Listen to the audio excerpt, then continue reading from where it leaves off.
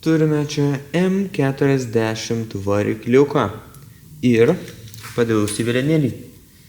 Padėlės vėlienėlis greičiausiai pagrindė dėl to, kad kompensatoriai gan senai jau yra pasimirę ir dažnai klaksi. Ir reiškia klaksi, tai gauna staigius smūgius.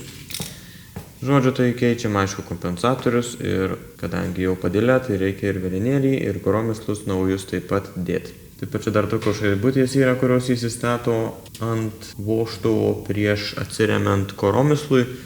Tai manau, kad su juom viskas bus gerai, bet matysim. Na tai čia šita versija yra dar su diržu, ne su grandinė. Tai diržas nusėmė viską. Čia reikia žvaigždę atsisuk dabar, su tos dantelius nusimt, kad galėtumėm vėlienėlį išimti.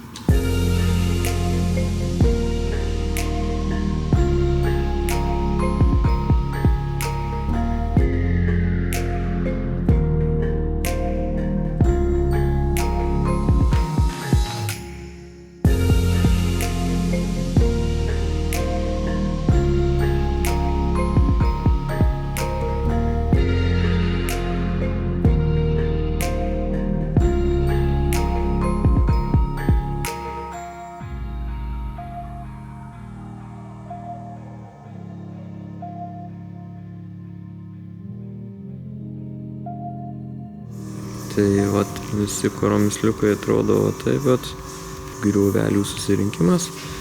Ir ant vėlienėlio tas pats, kai kur baisiau, kai kur geriau. Čia turbūt vienas geresnių pavyzdžių. Iš kitos pusės čia atrodo viskas neblogai, vos yra čia tokio plakimo žymių.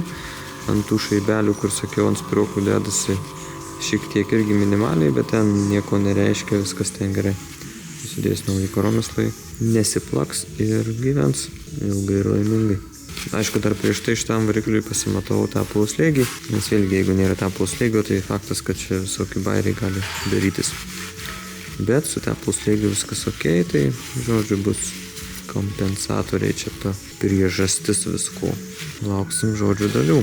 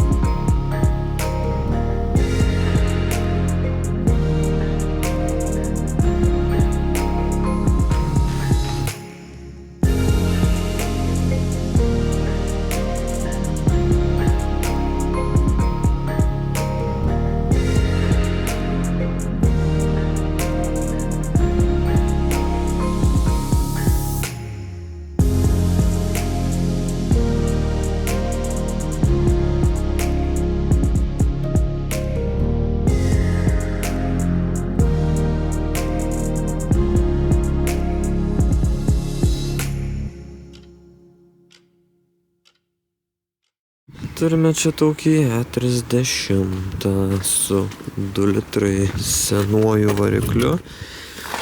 M20 senuoju, tai ir taip jau M20 senas, bet čia yra su to, kur jau įpurškimas, bet dar toksai dzalbajobnas biškį ten su papildomais dalykais visokiais, kur kompas galėtų reguliuoti, bet jie padarė mechaniškai, tai žodžiu, čia grybą pjauna ir reikia sužiūrėti, žiūrim, kaip iš čia kuriasi, nesikuria.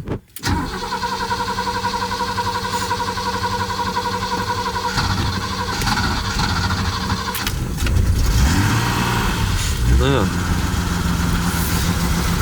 nenoriai.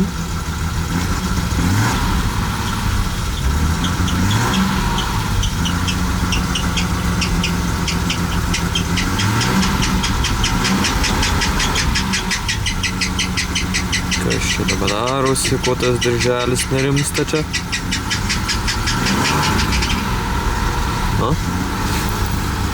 Na, va, tai įsivarėm į garažą, žodžiu.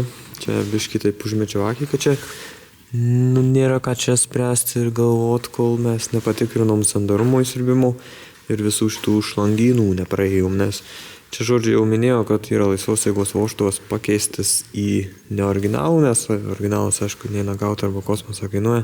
Viena iš tų problemų čia yra, kad tos apsukos grybiškai biškį daro dalykus. Būna per aukštos, realiai ir ant šalto, ir ant šilto, tai kai biškį pašilo, tai jos pakrito tos apsukos, ten 1200 kokie. Bet principė reikia bendrai mums jas sumažinti dar daugiau. Tai dabar žiūrėsim, ar nėra kažkur tais nesandarumo, per kur traukia pro šoną. Ir šiaip sužiūrėsim visus ten, žodžiu, dalykų šlangas sandariai sudėti. Ir tik tai tada galima bus spręsti, ar čia reikia dar pamažinti oro pralaidumą. Na, pasižiūrėjau, čia dabar su droseliu yra tokie reikalai neišspręsti, žodžiu. Pažiūrėjau, kad čia tas varžtelis, kuris, reiškia, sustabdo droselį kažkurioje vietoje užsidarant, kad jisai visiškai išsuktas, tai reiškia, kad maksimaliai užsidarytų droselis, bet jisai vis tiek neužsidaro maksimaliai, nes jeigu išsukam varžčiuką, tai droselį būna atleidę iki galo ir jisai paskui kimba, kai norim atidaryti. O jisai visiškai nebuvo to kibimo, tai reiškia, kad šitas TPS originalus, jisai ribojo atidarimą, tai yra labai negerai, kai ant jo sėdi viskas, reiks patikrinti, ar jisai veikia dar ir panašiai, bet pradžiai reikia dabar sukalibruoti patį droselį, tai reiškia maksimaliai uždaryti, kad dar nekiptų. Tai dabar kimba, įsukam varžčiuką vos, kad jisai atsiremtų, pažiūrim, ar nekimba, jeigu biškai kimba, tada vos dar ir tiesiog, kad nekiptų. Minimalus oro patekėjimas pro droselį gausis. Ir tada galima bus pasižiūrėti, kaip apsukos atrodo. Sumetėm viską, dabar bandysim testuotis. Dar pasižiūrėjau, kad čia tramplioriaus ten paankstinimas, pavėlinimas sujungtas, manau, kad negerai. Nes gaunasi ant laisvų, jisai turėtų pasivėlinti degimą. Kai biškį duodam gazo, jisai turėtų jį pasiankstinti stiprokai, o kai daugiau duodam gazo, tai tada jisai vėl jį pavėlinti iki, realiai per vidurį, kaip kad ant laisvų pavėlintas, su nedidelė apkrova paankstintas, o kai su didelė apkrova, tada per vidurį. Tai kadangi vienas vakuumas tempia į vieną šoną, kitas vakuumas į kitą, reiškia, du vakuumai išeina iš tos puslytės, kuris vienas ankstina, kitas vėlina, tai taip ir turi būti, kad ten laisvų apsukų didžiausias vakuumas, tai šičia vienas jisai pajungtas yra tiesiai į kolektorių. Nu tai faktas, kad čia bus ant laisvų apsukų didžiausias vakuumas. Bet kai biškį duodam gazo, jisai lieka vis dar didžiausias vakuumas, kokį variklis generuoja. Nu, čia portai yra, žodžiu, galima sakyti, 3. Vienas čia sklendės šitas portas, kuris uždarytai sklendžiai didelį vakuumą sudaro. Kai truputį pradarom, tada čia sumažėja vakuumas. Tai reiškia, kad čia toks panašu, kad labai būtų tinkamas ant laisvų apsukų pavėlinti degimui. Tada šitas vakuumas yra, kur biškį pravėrus sklendę atsiranda vakuumas, o kai uždaryta pilnai, tada nėra vakuumų. Tai čia kaip ir panašu, kad būtų labai gerai, kai reikia su nedidelė apkrova pavankstinti degimui. Nes kai daugiau atidarom, todėl čia vakuumas kaip ir dingsta. Kolektoriui visada maksimalus vakuumas, kokį variklis gali sukelti. Tai kaip ir nelabai gal logiška jungti. Tai žodžiu, mūsų misija dabar susirasti, nes čia dabar vienas čia pajungtas, o kitas čia pajungtas. Kuris vakuumas yra ankstinantis, kuris vėlinantis. Ir tada bandysim sujungti, galbūt prieš tai dar pasimatuosim vakuumo stiprumą skirtingose vietose. Na, žodžiu, dabar, ką mes čia padarėm, tai tą droselį perkalibrau, žiūrėsim, kaip apsukų aukštis. Ir aišku, faktas, kad apsukų aukštis priklauso ir nuo degimo kampo. Tai jeigu dabar vakuumas nevėlina ant laisvų apsukų kaip turėtų, tai faktas, kad apsukos bus didelis. Bandom kažką suregzti.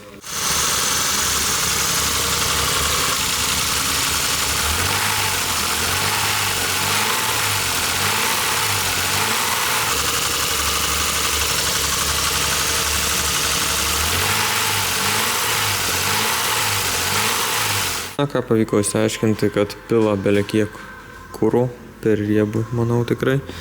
Kitas dalykas, tai panašu, kad neveikia nei paankstinimas, nei pavėlinimas ir pavėlinimas žodžiu, kažkuris lyg tais kiauras arba žarnelį kiaura. Reikia pažiūrėti, žodžiu, į tą distributorių, ar jisai ten kažkas juda, kai vakumai keičiasi ar ne, nes panašu, kad strigia kažkas. Žodžiu, labai čia įdomus dalykai vyksta, jungiam siurbliuką. Ir dabar čia turėtų girdėtis, kaip grįžta kuras, nes čia grįžtamas, čia paduodamas. Ir taip kaip ir nesigirdi. Dabar girdisi, kaip grįžta siurbliukas priduso kažkokį. Čia irgi reaguoja. Toks vaizdas, kad kažkas čia labai yra fucked up. Kažkas labai negerai su kuro slėgiu. Tai nuo to čia reiks pradėti. Nes šiaip ką pradėjau žiūrėti, kad srauto matuoklį. Užgesinta mašina stovi taip matuoklį. Čia yra pusė apkrovos variklio ir, ta prasme, visiškai nelogiška. Tai tada žiūriu, kad čia gal kažkas, kad kuro nedaduoda. Tai čia, žodžiu, visko čia gali būti. Bet reikia išsiaiškinti, kas čia per nesąmonį, kaip iš vis taip įmanoma, kad čia paspaudė ir pasikeičia kuro slėgio apkrova, siurbliukas čia per vyksta. Arba slėgio reguliatorius čia visišką šūdą malą. Pasižiūrėsim, žodžiu, kas čia vyksta. Reikia pradžiai pasižiūrėti, ar kur čia paduodamas pajungtas, nes čia dabar dar nesu tikras, ar iš čia ar čia pajungtas. Na, žiūrim, ką mes čia turim. Turim čia poveikėlį neblogą tokį, lopuką su viršum keliais taškais ir šone nieko nėra. Jo, toksai biškį. Nežinau kaip dabar, bet kažkada tikrai nebuvo iš čia mylėtas. Žodžiu, kuroms daliai nauji, tai visai gerai, kad nereiks jų čia keisti. Taip, ir čia įdomiai dar taip pat yra visaip. Čia tas siurbliukas įdomus toksai. Per daug čia nežiūrėkim į tai, į ką nereikia žiūrėti. Tikslas yra, kad jisai važiuotų. Tai, žodžiu, kas čia per pūslė? Čia jisai pasiima kurą iš bako ir pučia į priekį. Tai jo, bet vis tiek ne čia bus problema, nes ten paspaudus kažkaip labai viskas pasikeičia. Čia jungtis kažkokia, žodžiu, kurią reikia pakeisti, matau, nes jinai tiesiog paleidžia. Tokie dalykai, čia dar reikia pažiūrėti, ar čia prasipučia atgal, nes vienam buvo 30, kur grįžtamas, palauk. Čia ne tas turbūt grįžtamas padarytas. Žodžiu, buvo taip, kad per grįžtamą neprasipučia tiesiog atgal į baką, nes ten užrūdėję buvo viduj. Tai reikia pažiūrėti, ar čia visur viskas vaikščioja, prasipučia, supranti? Taip, šičia fiksiukai. Ką, aš nekomentuosiu. Turbūt galima įsivaizduoti, ką aš čia galėčiau papasakot. Čia biškį trūksta varžčiukų. Žodžiu. Jo. Čia biškį daugiau dar iki važiavimo reikia padirbėti prie šitos mašinos. Bet žodžiu, nenukrypstam nuo tikslo mūsų. Čia gal reiktų vis tiek kažką biškį padaryti, kad čia tie vamzdeliai neprasidroštų nuo šito dropo viso, supranti. Taip, tai nuo ko mes čia pradedam dabar?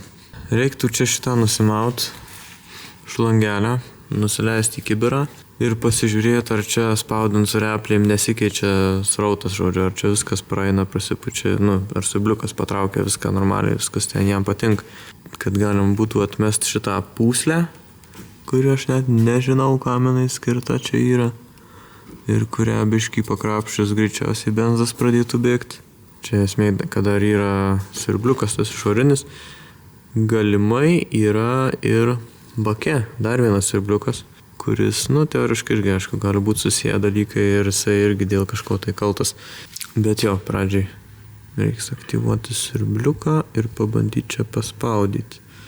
Pažiūrėti, taip sakant, ar jisai nesikeičia, ar irgi neuždūsta, kaip ten buvo.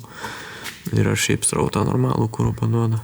Dar pažiūrim greitai, dabar šitą paduodama žarną, paduodama žodžiu vamzdelis, eina. Jis eina ir nueina į filtrą. Jo, iš filtro eina į reilą. Tai viskas čia pajungta yra kaip ir gerai. Nesumaišyta tai. Labai tikėtina, kad ten tas reguliatorius knisa proto, nes tai nelabai kas daugiau gali knis protą.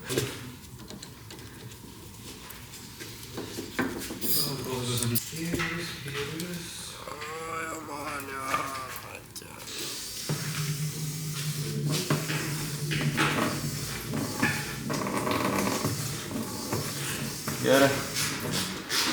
Pasijungėme naują žarnelę, nes tas trukinėjus ir leidau ten žodžiu tie sujungimai. Čia dar grybuką padarėm, nes nebuvo grybuko. Ir šičia supranti, o viskas dabar bus gerai. Tai dar grįžtama dabar pabandom prasipūsti. Jeigu viskas gerai, tada eisim po kapotu, nes greičiausiai slėgio reguliatorius knisa protą.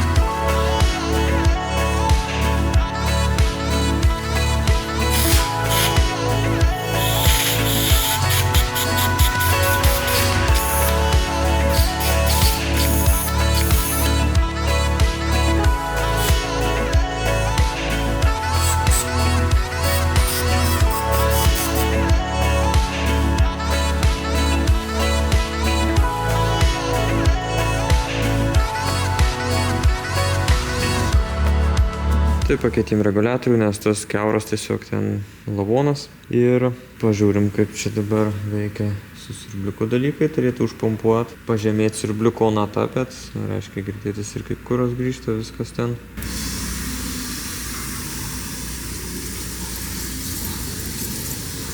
Viskas ledas.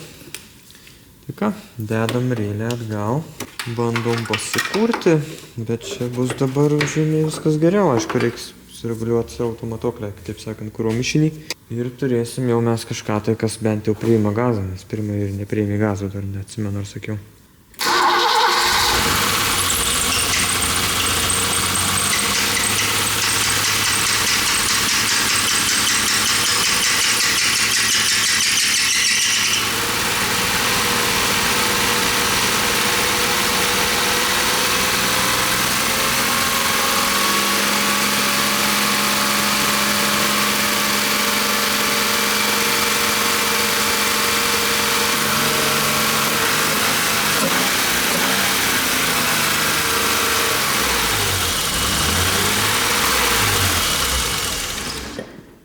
Turim žymiai geresnius reikalus. Tai apsukos dabar dar didesnės, nes kuro mišinys žymiai geresnis. Ir reiškia, gaunasi žymiai per daug oro. Tai čia jisai gauna orą per šitą šlangą ir per tą šlangą, kuri eina į tą pritaikytą reguliatorių laisvos jėgos. Tai dabar ką? Manau, pradžioje mes jį visiškai užglušinsim.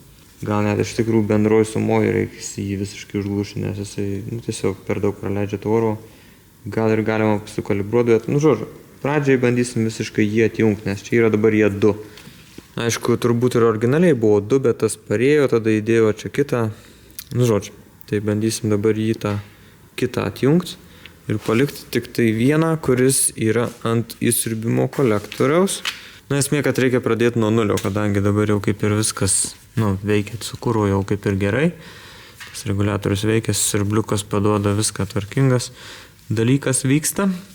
Pažiūrim, kas bus, jeigu tik šitą paliekam. Ir aišku, čia užkišam, nes čia eina tiesiai kanalas į siurbimą, traukia orą. O šičia eina irgi kanalas tiesiai į siurbimą, bet čia yra tas termostatas, kur darinėjasi. Nebent jis kažkaip kitaip veikia, negu aš čia dabar įsivaizduoju, bet bus matyti.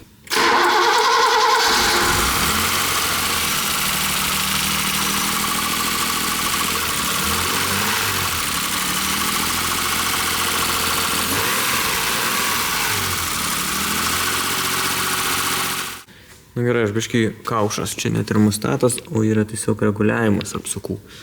Tai dabar vis tiek gana aukštos apsukos, nors ir visai yra užglušintas tas antifryzo reguliavimas apsukų. Pabandom dar sumažinti ir pajungsim tą gal, žodžiu, pabandom kažką sumažintas apsukas, nes vis tiek oro per daug gauna, reiškia.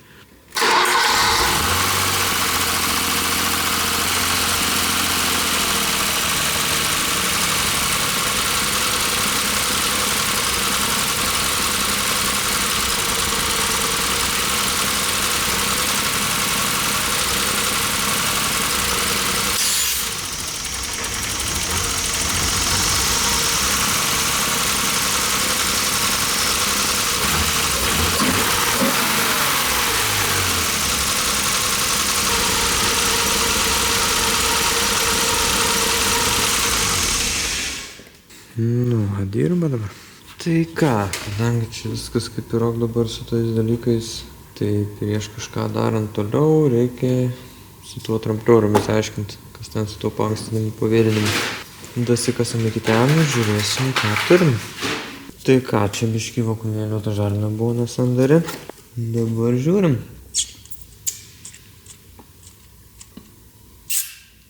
Į vieną pusę darosi dalykai. Į kitą pusę irgi. Tai viskas čia kaip ir veikia. Nu tai žodžiu, reikia surasti dabar, kuris vėlina, kuris ankstina ir pajungti atitinkamą į droselį. Dar aišku, reiktų tą bazinį degimą patikrinti, šiandien aišku, kas nuo kada čia prichaltūrinta. Tai okei, viskas čia kaip ir veikia neblogai. Pažiūrėsim kaip ant šalto apsukos, nes tiesiog dabar persirgaliau viskas ir neaišku. Bet ant šilto viskas okei. Dar su generatorium čia dabar yra, kad jisai tabalai, neįsitempia dirželis, bando įtempt, dar daugiau skersuojasi. Esmė, kad čia yra toksai durnas tipas kažkokio, nežinau dėl ko jie taip sugalvojo kažkuriais metais tai padaryti. Bet yra ant guminių įvarių tokių stovi, ne kietai prisisuka, bet ant įvarių. Ir tos įvarys išsimala, ištrupa ir panašiai ir pradeda klibėti generatorius. Tai čia, žodžiu, matosi, kad buvo ištrupėję, tada kažkas įdėjo šlangos vietoje įvarių. Ir va taip, va čia supranti ir veikia. Tai užsakėm tų įvarių ten 2 eurų vienetas, viso čia 4 susidės ir bus kaip priklauso. Dar dėl laisvų apsukų dabar vėstant, biškį pravėsų variklis jau ir pabandžiau užkurt, tai dar apsukos vis tiek apie 2000, tai šiltas, bet nepašilęs variklis toksai. Pakankamai greitai, aišku, nukristų tos apsukos, nes tas termostatinis laisvos jėgos reguliatorius sumažintų srautą, bet norėtųsi, kad jau nebūtų dar toks didelis. Pabandžiau įmesti tiesiog čia vat į laisvos jėgos žarną, kur orą paduoda, stabdžių ant galiuką. Tiesiog čia jį gaunasi įmeti, skylutė mažesnė ir mažiau gali praeiti oro. Tai aišku, ten nežinau, nulio ar minuso, nežinau kaip ten kursis, bet greičiausiai jau niekas ir nekurs. Ir kitas dalykas, gali būti, kad viskas bus gerai. Nu, žodžiu, esmė, kad dabar su tuo ant galiuku, čia pajungus ir užkūrus, viskas visai neblogai, 1500, dar galėtų būti mažiau, bet pažiūrėsim kaip ant šalto variklio. Jeigu ant šalto variklio irgi ten, sakykime, 1,5 bus, tai tada galima dar bus pamažinti tą skylutę ir tada dar bus tvarkingesnis apsukos. Ir, žodžiu, geriau veiks visa sistema. Nu, kol kas, žodžiu, viskas čia, sakykime, netgi per gerai gaunasi. Na, žiūrim, kas per čia dalykai vyksta. Šaltas variklis.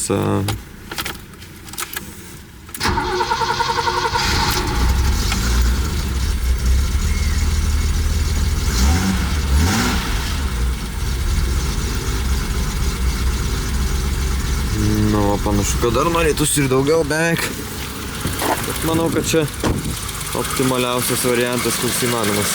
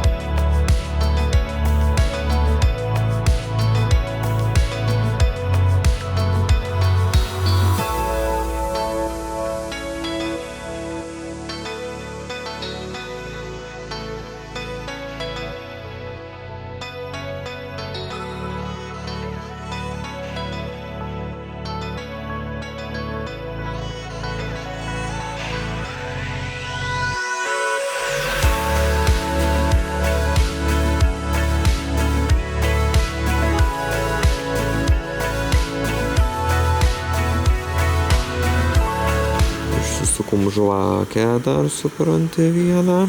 Čia susuktos kažkokios labai mandruza Bosch Platinum supranti. Kur čia pagaminta, kaži? Čia Germanija dar. Pati žvakė viskas čia gal ir gerai, bet tiesiog šitam varikliui krabui jam nereikia tokių žvakių. Ir šis principė Platinum, ten visokios Iridium ir taip toliau, jos yra tik dėl ilgamžiškumo, o visa kita realiai labiau minusas negu pliusas. Ir ypač seniem varikliam, tai tiesiog paprasta žvakė sukti yra geriausia ir pigiausia. Tai žodžiu, užsakym tas, kas priklauso, tai NGK ZGR5A sumesim. Ir gali būti, kad dar geriau bus, nes čia tokių visokių nuodėgulių ir neaišku, kiek laikų čia nedirbo prisinešę visko, tai gali vien dėl žvakių dar prašiau dirbti. Ir dar yra tas dalykas toksai, kad čia purkštukus visus paleidžia vienu metu, nes tiesiog čia yra kvaila ta sistema tokia, pats pirmas įpurškimas, sakykim, 6 cilindram paduoda vienu metu per vieną apsisukimą, vieną kartą purkštena kurą. Ir gaunasi, kai vienu metu purškia, tai kuro slėgis staigiai tiesiog paduoda kuro ir kuro slėgis nespėja kompensuotis. Gali vienas cilindras daugiau gauti, kitas mažiau. Tai už tai būna tokie įdėti pulsų slopintuvai. Gal net čia toksai buvo įdėtas. Kažkur jisai tikrai buvo įdėtas, bet dabar neradau aš niekur. Tai pažiūrėsiu, gal surasiu kažką iš kolekcijų, kur ten perdarinėta būna, padarai, pavyzdžiui, sekvenciją įpurškimą, tada gražiai po vieną įpurškinėje ir nebūna tos problemos. Turim ant E28 variklio šitą pulsų slopintuvą. Tai aš įtariu, kad mes jį ir panaudosim. Dar čia yra Miatos, toks irgi būna kartais pas Miatas variklio skyriui. Tai jis labai panašus į kuro slėgio reguliatorių ir praktiškai įvedus Google kodą visi sako, kad čia reguliatorius. Bet iš tikrųjų čia yra pulsų slopintuvas. Pagal originalo kodą ten originalių detalių puslapį galima rasti ten tokius paminėjimus, kad yra slopintuvas. Šiaip žodžiu, papūtus jisai kiaurai prasipučia.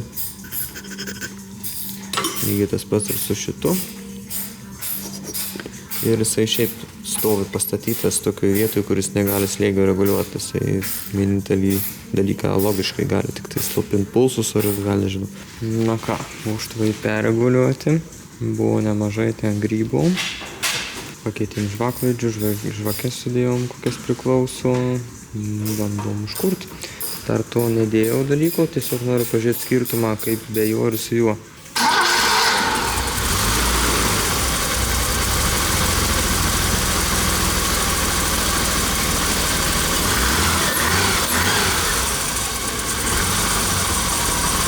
Kaip nauja mašina. Viskas čia kaip ir neblogai. Keistas tik tai dalykas dar yra šiek tiek pergazuoji. Sukyla apsukos biškį. Tai kokia beveik štukytė, bet po kiek laiko jos pakrenta. Kažkodėl, nors niekas nesikeičia. Nesu tikras kodėl. Bet vienas dalykas labai įtartinas ir keistas, kad čia numovus alsuoklį, arba kamštį, jeigu atsukus, aišku, kamštį, žodžiu. Esmė, kad numovus alsuoklį, užkimšus alsuoklį, aišku, nes automatuoklį, kad matytų oro normaliai. Ir tada užkišus su pirštu, kur iš variklio išeina alsuoklis, ten nesijaučia, kad susidarytų kažkoks slėgis. Turi būti taip, kad palaikai kažkiek laiko ir kai atitraukiu, girdisi, kaip išeina oras, susidaro variklyje slėgis, nes tiesiog natūralu. O čia visiškai nesusidaro, realiai niekur kitur negali išeiti, neturi kur išeiti. Tai nežinau, įtarimas yra galbūt įsiurbimo kolektoriaus tarpinė yra kiaura ir praleidžia įsiurbimo portas kartu su tepalo ant pusės alsuokliu. Ir dėl darbo, tai šiaip dabar labai gražiai pakankamai dirba.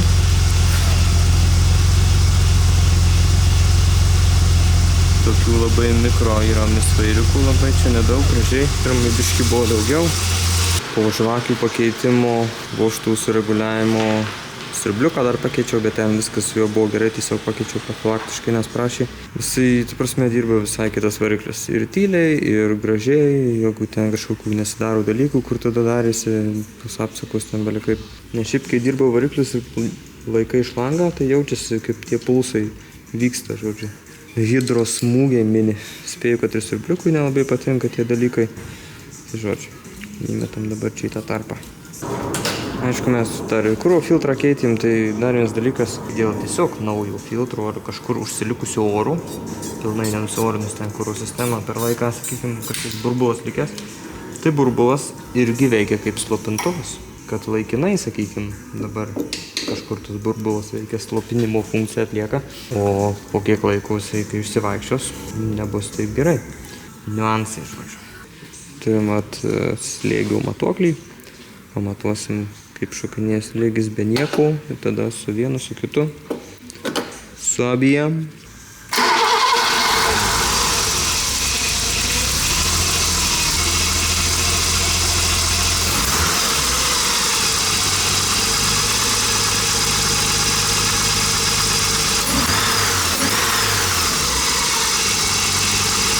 Nu, kaip matom, yra nemažai visai laksto.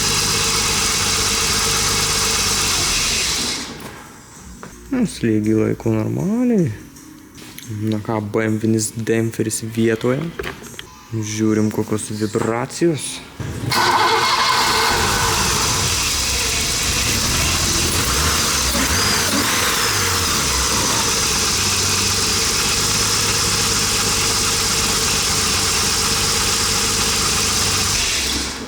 Nu, nežinau, ar čia pagerėjo.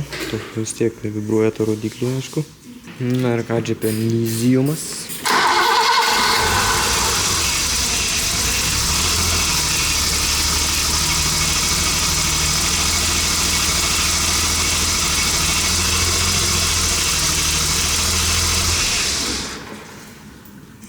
Nu ir žinokitės, nieko aš čia nematau, jokių skirtumų.